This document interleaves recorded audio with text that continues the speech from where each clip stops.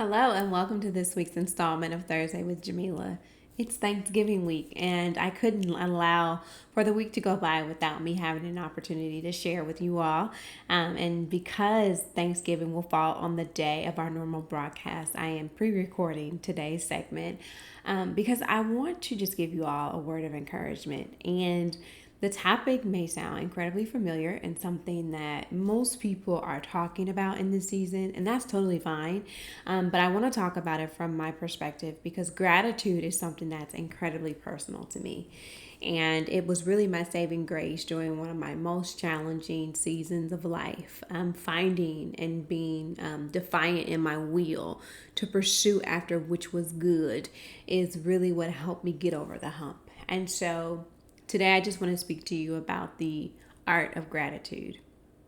If we think about it for a moment, 2020 has dealt us a hand, right? We've all had something to happen this year that probably was unexpected, and we are muscling through it the best way that we know how. And even in that posture, I want you to just ponder for a moment about the good.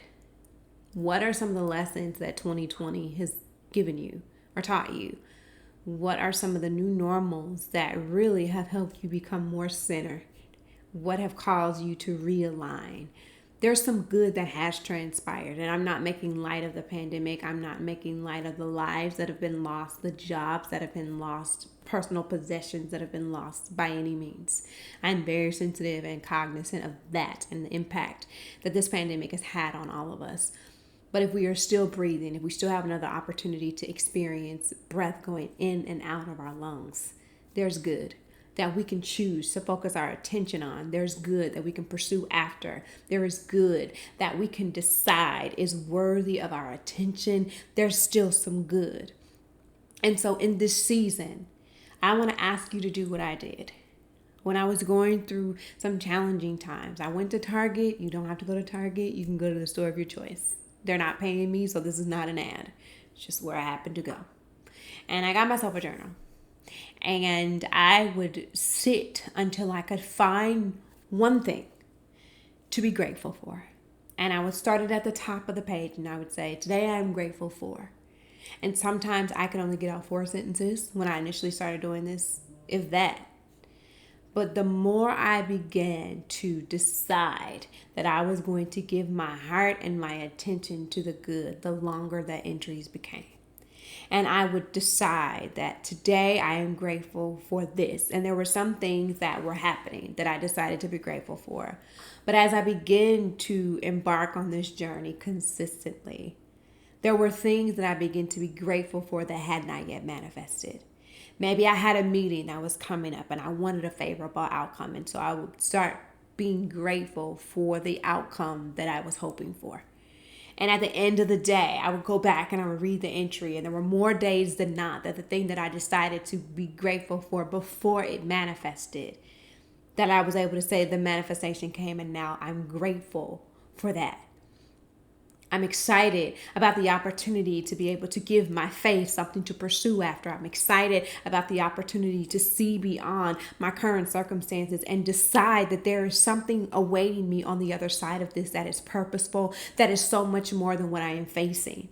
And so in this season, if you can just find the one thing, I promise you, one thing will lead to the next thing and to the next thing and to the next thing. And your heart will be full with things that are worthy of its attention, its love, and its adoration.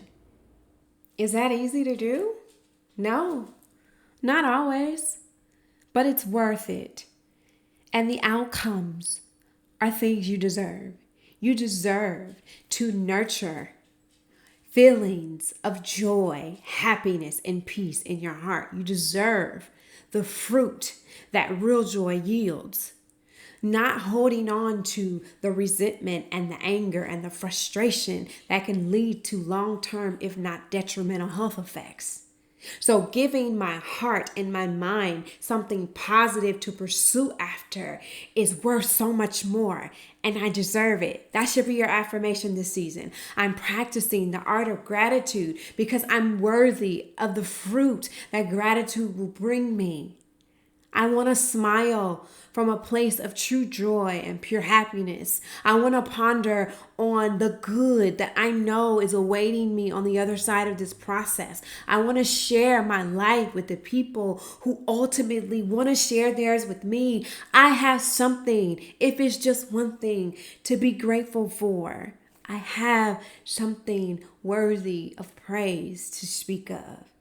So, in this season, I'm asking you to do just one thing: choose gratitude over all else. Choose gratitude. It will be a challenge for some of us, but I want us to do it anyway.